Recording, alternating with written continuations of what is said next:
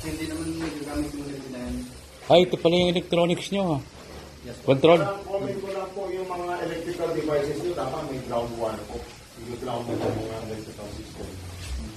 Yung pong outlet sa baba, grounded.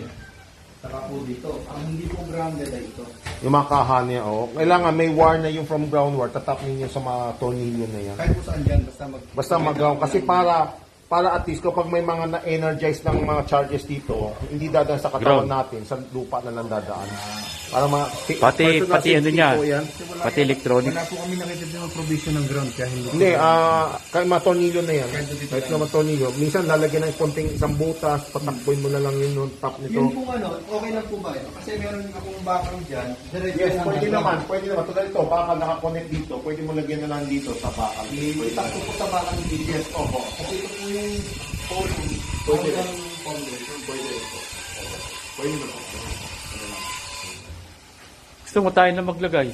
Meron tayong mga surge protector Oo, na... tayo na maglagay kasi maglalagay tayo ng drone eh. Total protection, maglalagay na rin tayo.